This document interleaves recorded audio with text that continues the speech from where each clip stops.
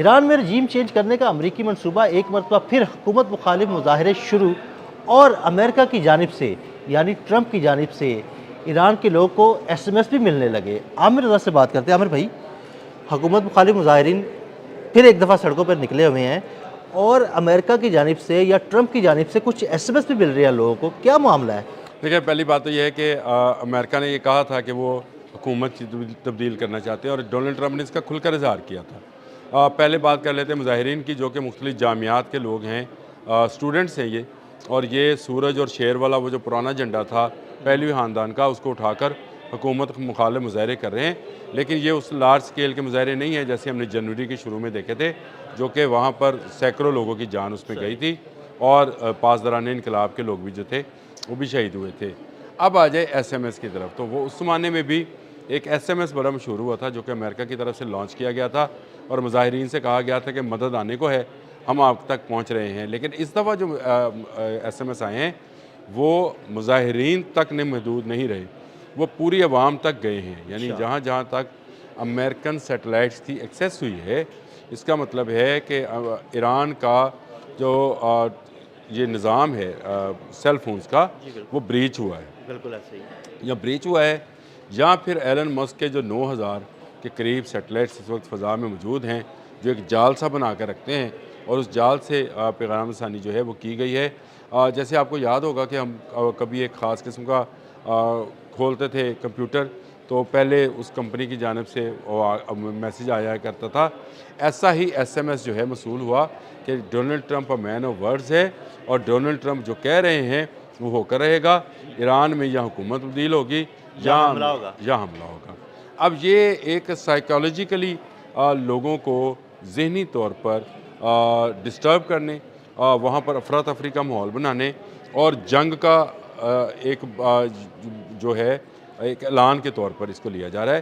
देखिए, आवाम को डराकर आवाम में क्या होगा, वहाँ पर लोग अनाज की शार्टेज हो जाएगी, अद्वियात की शार्टेज हो जाएगी, लोग मारे मारे पेट्रोल के लिए घूमे फिरेंगे कि अमेरिका अब हमला करेगा, क्योंकि डोनाल्ड ट्रंप की तरफ से मुझे मैसेज मसूल हो गया। एक आम आदमी, आप मुझे बताइए, दुकान पे बैठा, कोई रेडी पे बैठा, कोई अपने घर की खतून है, उसके मोबाइल पर एक मैसेज आता है कि मैं डोनाल्ड ट्रंप हूँ और मैं आपसे कह रहा हूँ कि मैं मैन ऑफ वर्ड्स हूँ, यानी मैं अपनी बात पर कायम हूँ और मैं आपको जो है आपकी गवर्नमेंट को पीछे हटना पड़ेगा। फैलाने का पूरा मनसूबा बनाया। लेकिन हुआ ऐसा नहीं, शुक्र अल्हम्दुलिल्लाह। ईरान की अवाम इस सारे खेल को समझती है और इन दोनों बयानात को मैं आपको ना तस्वीरें भी भेजता हूँ।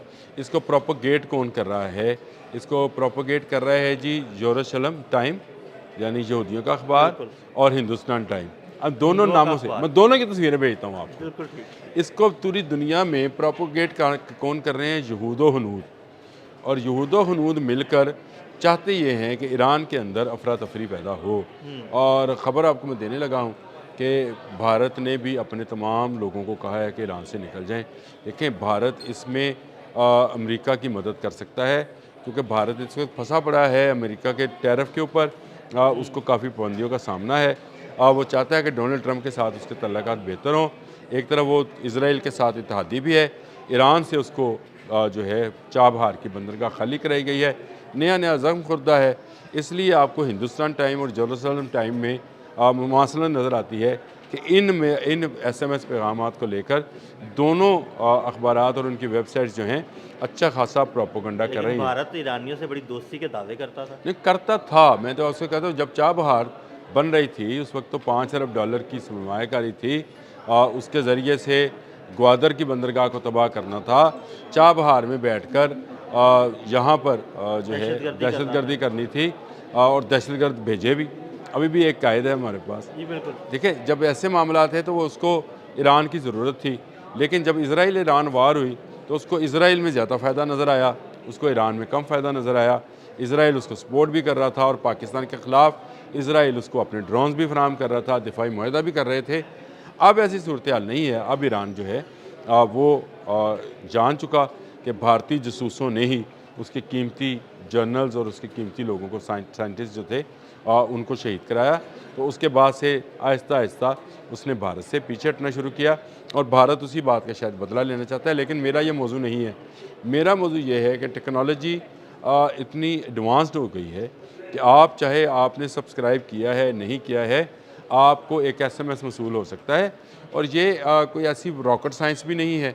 जिस तरह से आपकी गवर्नमेंट किसी ईद त्यौहार पे आपको एक मैसेज भेज देती है तो तमाम उस पर आ जाता है। करना क्या होता है कि जो आपकी सेलुलर कंपनीज़ हैं उनके साथ मिलकर आप तमाम टावर से एक SMS जो है तमाम उसके सेल फोन्स को जो है कंपनीज़ का नाम कुछ भी हो सकता है, हाँ जी बिल्कुल, उस पर आप जा सकते हैं। लेकिन यहाँ पर ये नहीं हुआ, यहाँ पर कंपनीज़ ने नहीं भेजे, यहाँ पर कंपनीज़ के टावर्स को हैक किया गया है।